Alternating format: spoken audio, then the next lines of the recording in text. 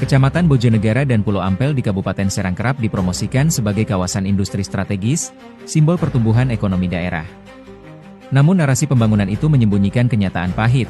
Deretan bukit dikeruk tanpa henti, dihancurkan lapis demi lapis oleh tambang batu, galian C, yang terus memperluas wilayah eksploitasi. Apa yang disebut pengembangan kawasan, pada praktiknya justru berubah menjadi perampasan ruang hidup, ketika gunung-gunung dihilangkan dari peta demi keuntungan segelintir pengusaha. Jejak yang ditinggalkan tidak sekadar cekungan tanah dan debu yang berterbangan, melainkan kerusakan ekologis yang sistematis, banjir semakin sering terjadi, kualitas udara memburuk, dan jalan publik berubah menjadi lintasan truk tambang yang merusak tanpa konsekuensi. Warga dipaksa hidup dalam polusi yang tidak mereka ciptakan, tetapi harus mereka tanggung setiap hari. Lebih parah lagi, konflik sosial bukan hanya efek sampingan, melainkan konsekuensi dari praktik yang difasilitasi negara. Legalitas, tambang seringkali berdiri di atas prosedur administratif yang tertutup, jauh dari transparansi, dan nyaris tanpa partisipasi masyarakat. Izin usaha yang seharusnya mengatur dan membatasi kerusakan alam malah menjadi tameng yang membuat korporasi kebal kritik. Pada akhirnya, hukum justru bekerja sebagai pelayan kepentingan modal, sementara warga hanya menjadi penonton yang menerima dampak, tanpa ruang untuk menentukan masa depan tanahnya sendiri. Tidak ada yang salah dengan aktivitas tambang jika dikelola sesuai aturan. Persoalannya, tata kelola tambang di Bojonegara Pulau Ampel menunjukkan pola klasik persoalan daerah pertambangan Indonesia, izin tidak transparan, pengawasan lemah, dan dampak lingkungan yang tidak dipulihkan. Warga setempat sudah lama mengeluhkan debu dari aktivitas crushing, getaran blasting yang meretakkan dinding rumah, serta hilangnya vegetasi penahan air yang meningkatkan risiko longsor dan banjir.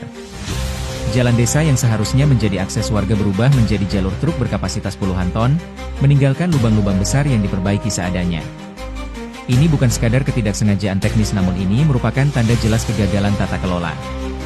Publik hampir tidak pernah tahu siapa pemegang izin tambang, berapa luas wilayah konsesi, bagaimana isi AMDAL, dan apa kewajiban reklamasi yang harus dipenuhi perusahaan.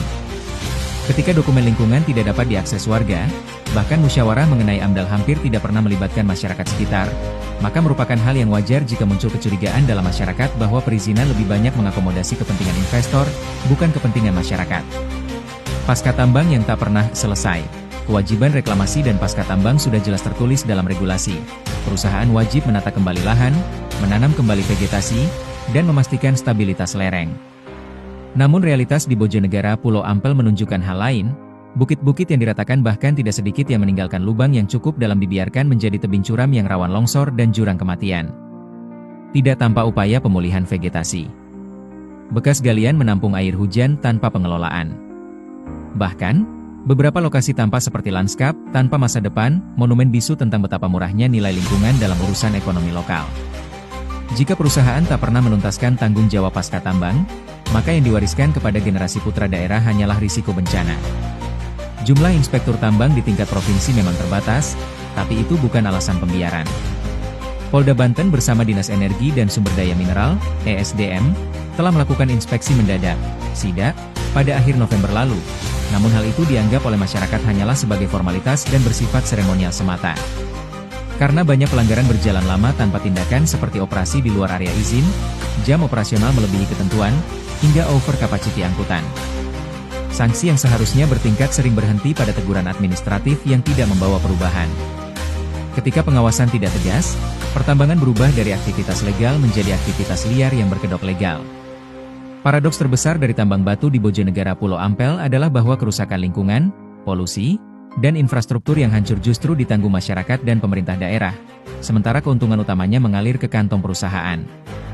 Berdasarkan data Bapenda, pendapatan asli daerah, PED, dari sektor tambang hingga November 2025 hanya mencapai 17,29 miliar. Angka ini tampak besar di atas kertas, tetapi tidak ada apa-apanya jika dibandingkan dengan biaya eksternalitasnya. Jalan umum yang rusak berat, hilangnya tutupan lahan, banjir musiman, dan konflik sosial berkepanjangan.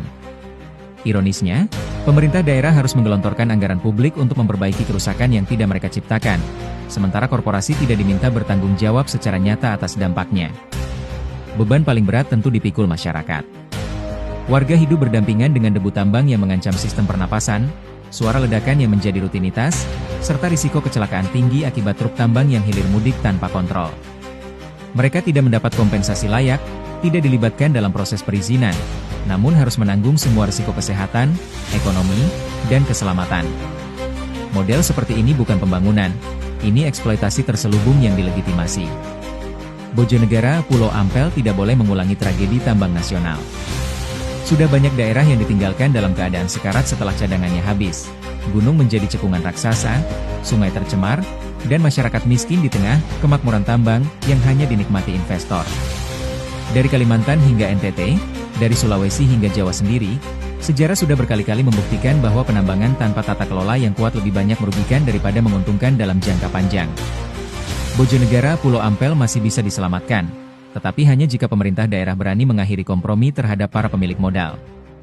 Transparansi izin harus dibuka, audit lingkungan harus wajib, dan tanggung jawab korporasi harus dipaksa, bukan diminta dengan halus. Jika tidak segera diperbaiki, kawasan ini hanya akan menjadi contoh berikutnya dari daerah yang rusak parah, ditinggalkan setelah habis dieksploitasi, dan hanya menyisakan penderitaan bagi masyarakat yang tidak pernah ikut menikmati hasilnya. Berbagai langkah harus segera diambil untuk memperbaiki tata kelola tambang batu gunung di Bojonegara Pulau Ampel. Transparansi menjadi kunci, melalui portal publik yang memuat dokumen izin dan AMDAL secara penuh, serta audit lingkungan yang independen untuk memastikan kepatuhan nyata di lapangan. Pengawasan aktif oleh Pemprov Banten harus dibarengi dengan penegakan sanksi tanpa kompromi bagi pelanggar, bukan hanya teguran dan formalitas saja. Selain itu, kewajiban reklamasi harus dilakukan secara nyata, bukan sekadar formalitas administratif.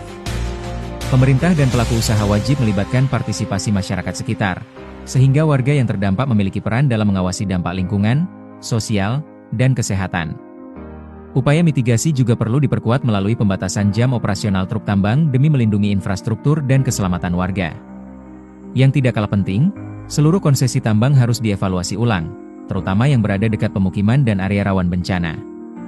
Tanpa langkah-langkah tegas ini, kawasan Bojonegara Pulau Ampel berisiko menuju masa depan yang kumuh, panas, rusak, tidak layak huni dan rawan bencana, sementara sumber daya alamnya telah habis tanpa bekas dan tanpa manfaat nyata bagi masyarakat sekitar.